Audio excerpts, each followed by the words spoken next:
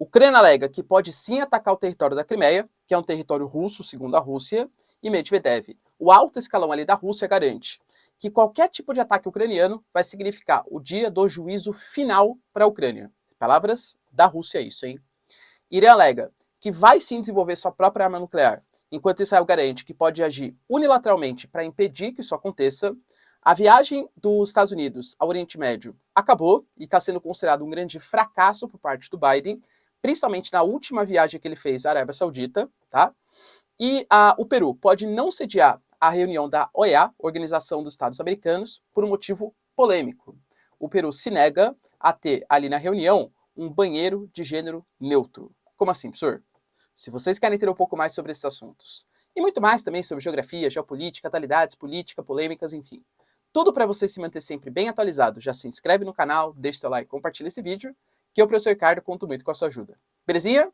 Pessoal, antes de qualquer coisa, da gente falar aqui no nosso vídeo, tem uma notícia aqui para vocês. Na verdade, um comunicado, né?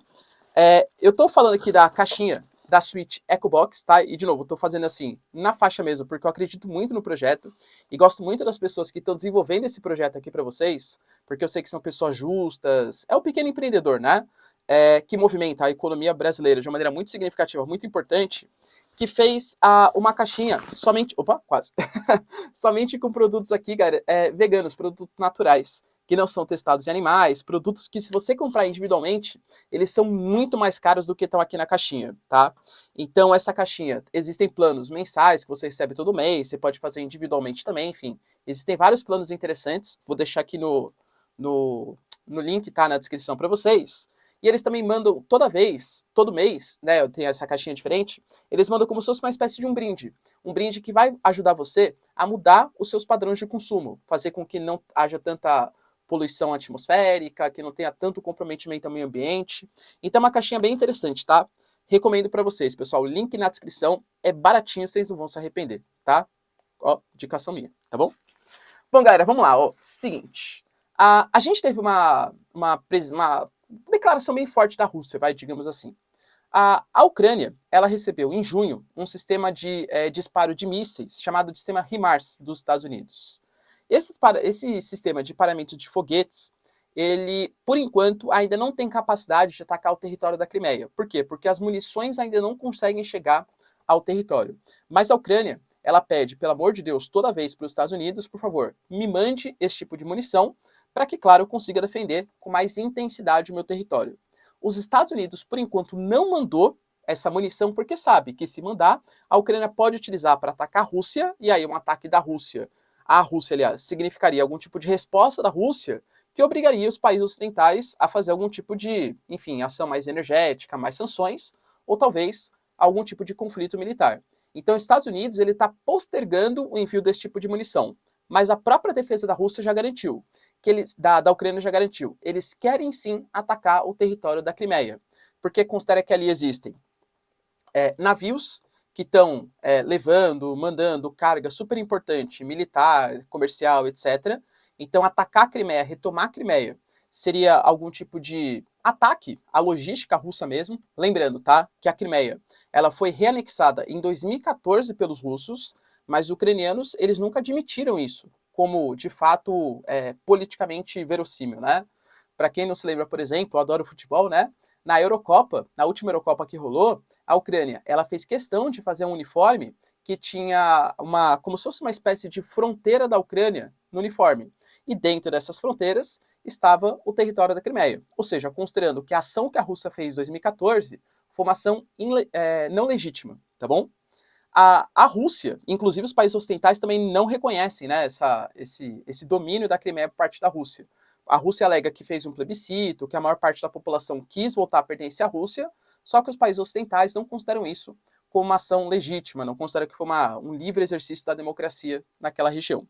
Bom, como aquele território, segundo a Rússia, pertence à Rússia, a Rússia considera que qualquer tipo de não reconhecimento já é uma ameaça, inclusive falando isso, apontando para os países ocidentais, deixando bem claro, e que caso tenha algum tipo de ataque da Ucrânia ao território da Crimeia, vai ter uma resposta simples, rápida e extremamente poderosa. Palavras do Medvedev, que foi inclusive já presidente da Rússia, grande aliado do Putin, e homem forte do sistema de defesa militar russo nesse momento.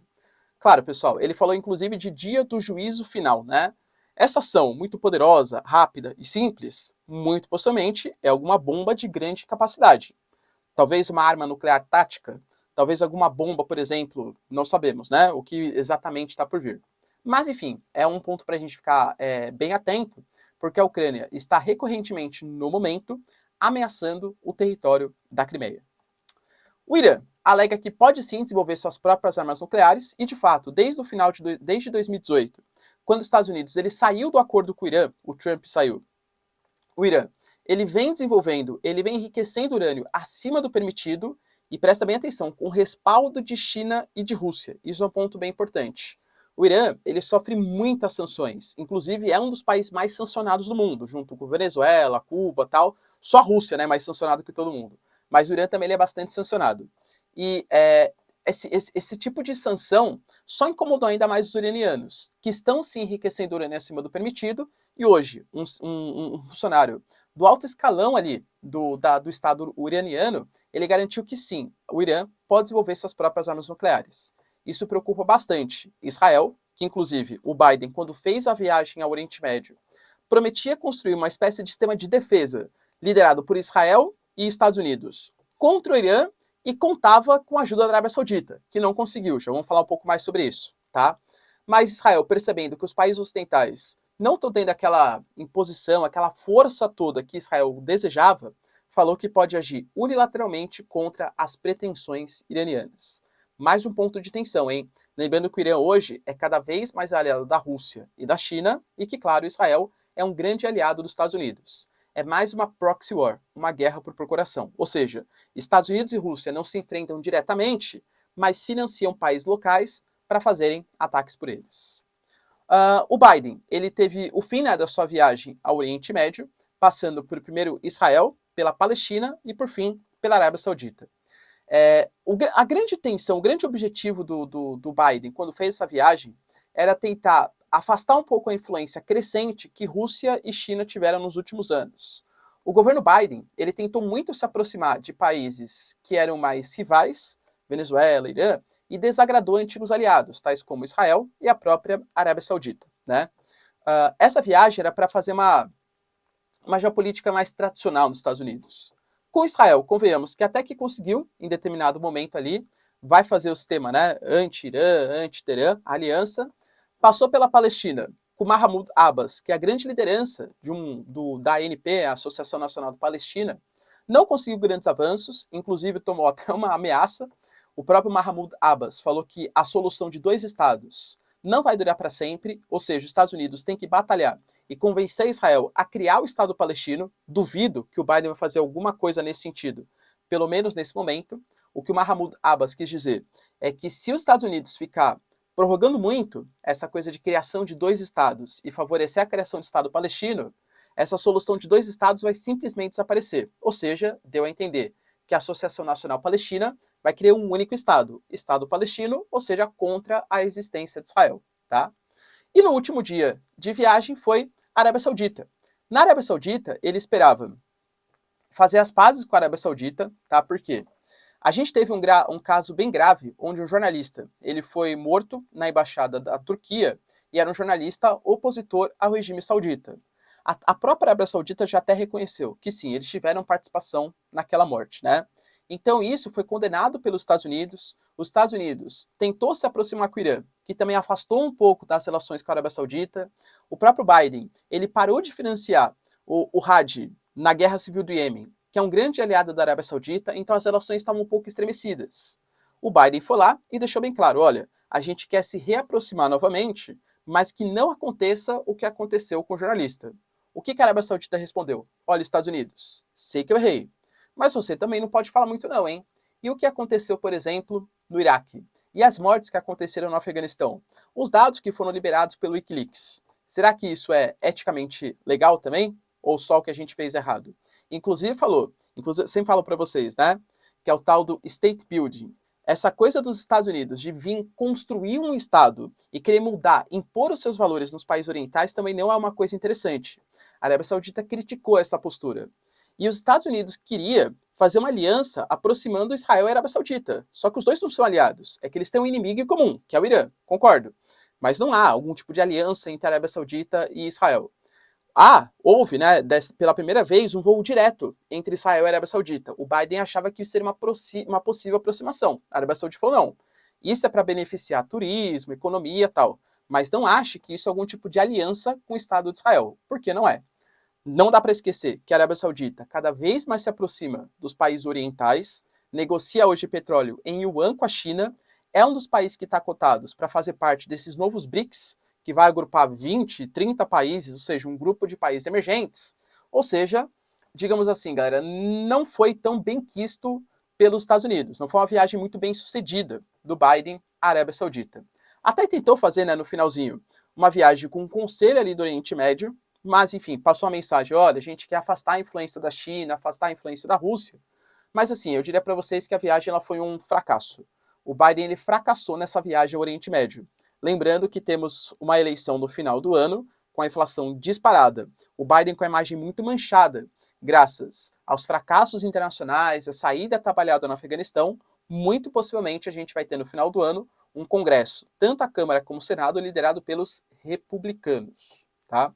E aí acabou o governo Biden, né? Imagina, um executivo sem poder no Congresso praticamente não consegue governar. E para finalizar aqui o nosso vídeo, situação polêmica no Peru. O Peru ele ia sediar uma reunião da OEA, Organização dos Estados Americanos, como se fosse uma espécie de ONU das Américas, né? Uma organização política ali. Só que o Peru, para receber essa OEA, que inclusive tinha como tema o respeito à diversidade, ia ter que ter, dentro da sua conferência, um banheiro para gênero neutro, né? Ou seja, o Peru está sendo governado hoje pelo Castilho. O Castilho, que é um cara de esquerda, se bem que brigou com a esquerda peruana, né? E hoje está sendo considerado uma direita pela esquerda peruana, enfim. É uma coisa meio confusa, mas em tese é um cara de esquerda. Tem orientação marxista, é sindicalista, enfim, né?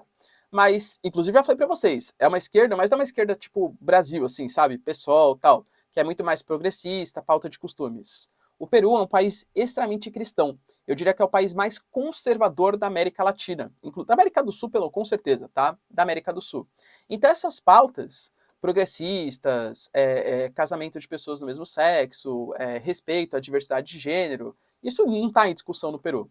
E pelo não aceite do Peru em ter um banheiro para gênero neutro, ele não vai sediar a Organização dos Estados Americanos, o que inclusive pode comprometer a sua participação nessa organização. E aí, é uma pauta que vale a pena defender, galera? O que vocês pensam, hein? Peru, mandou bem ou mandou mal nessa? Deixa aí nos comentários. Quero saber sua opinião. No mais, galera, se vocês curtiram o vídeo, tamo junto, beijos, abraços e tchau, tchau.